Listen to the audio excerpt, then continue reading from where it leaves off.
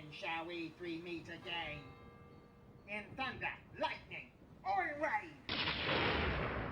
In the halle-berry sun, when the battle's lost and won? That will be air at the set of sun. Where a place? Upon the hay, there, to meet it, back there. Fair is foul, foul is fair. Hung out to the fog and fill the air.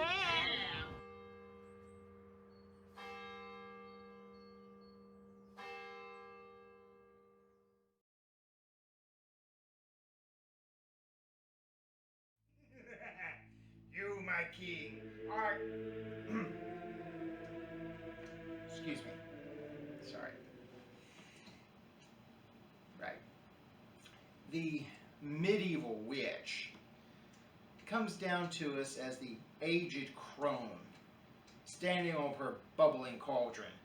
And I guarantee you, unlike Terry Pratchett's witches, which, well, they're making tea, the contents of a medieval witch's cauldron is full of disgusting, vile, and destructive things, because she has sold her soul to the devil for power.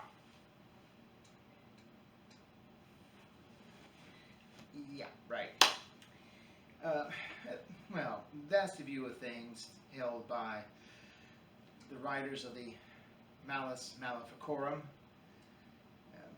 James I wrote his own book about witches, demonology. And of course Shakespeare, and like so many things in popular culture, he definitely influenced how we view the medieval witch. But who was she really? Which witch is which? Sorry, I chose not to hold myself back on that one.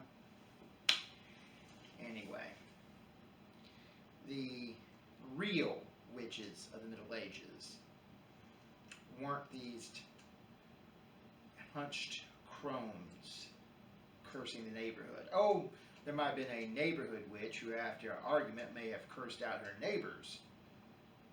But she wasn't calling down demons on them. At least I'm pretty sure she wasn't. Anyway, the real witch. Not the fairy tale version, but the real one was usually the local wise woman. The one who knew which herbs to take to help you sleep or to help settle your stomach. She was the one called upon to deliver quite a few of the children in the village. And she probably had a better rate of curing people than the local barber surgeon with his knife ready to let out the bad humors. Oh, she might use an incantation or two. Usually these were cobbled together from bits and pieces of the Bible, maybe something from Jewish texts, and maybe from half-remembered Celtic rites. And since a lot of these rites were never written down, they were really having to go by memory and, in a sense, making it up as they went along. Sometimes they might use sympathetic magic, have an amulet or something to hold on to. Do these really work?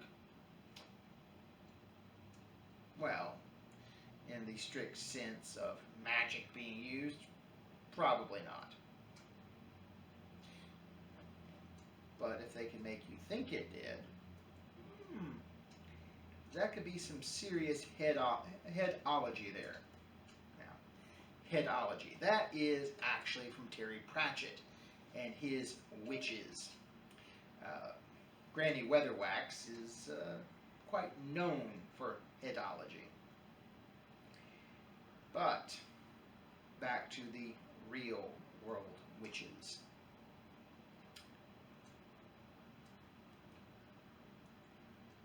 The view of them that we have probably started in the 1200s, 1300s, when priests and other clergymen looked at the incantations being used by these wise women and saw their rates of success.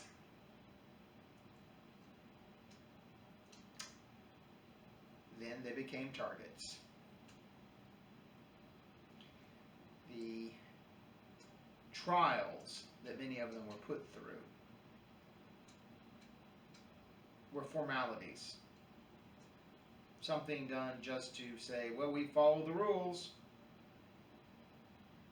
You know, some of the ways of finding a witch were, do they have a mole? The witch's mark. If you throw them in the water, do they float? Well, I've got news for you. I have a mole on my neck, and if you throw me into the water, I am going to float. All right. Frequently, some of these witches, well, they were already on the fringes of society, living out on the edge, single, maybe widowed, maybe developing dementia. They were easy targets and scapegoats. Need a witch? Well, there's one right there. Does she own her land? Why, yes she does. So, one witch is gone and there's some land ready for redevelopment. Yeah. A lot of these witch trials are nothing more than land grabs. But they continued. And continued. And continued. So the medieval witch became part of the culture. And by Shakespeare's day, there was something to be feared because they could be coming for you to destroy your life. Just like they did.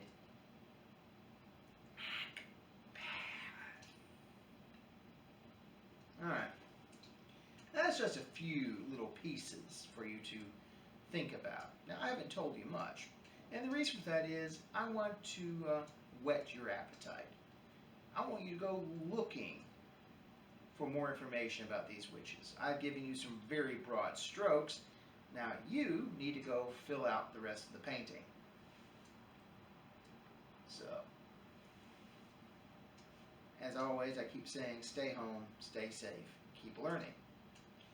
Now, if you've just watched this and you've enjoyed it, with the minimal information I've given you, then subscribe.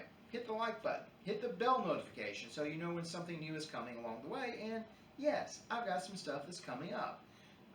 I will be shooting bits of Merchant of Venice tomorrow to put up. And many of my pieces will wind up on the Renaissance Fair's YouTube channel. So if you're going to watch it there, hit the like button, subscribe, hit the bell notification. So go ahead and do that too.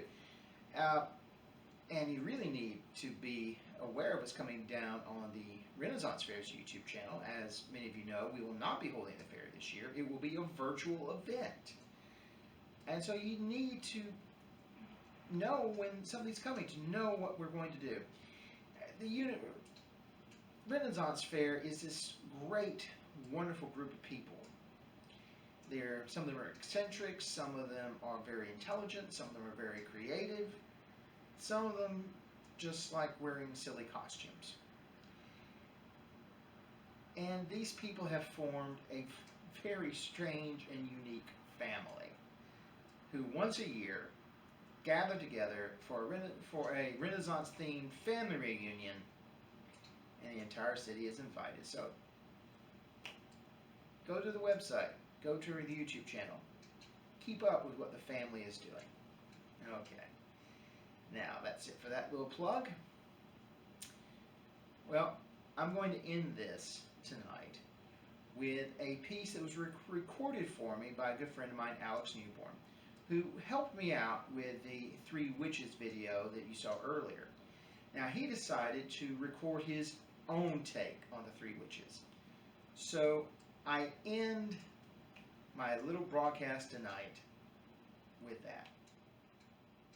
So sit back, enjoy, and be prepared to laugh. Thank you. When shall we three meet again? In thunder, lightning, or in rain?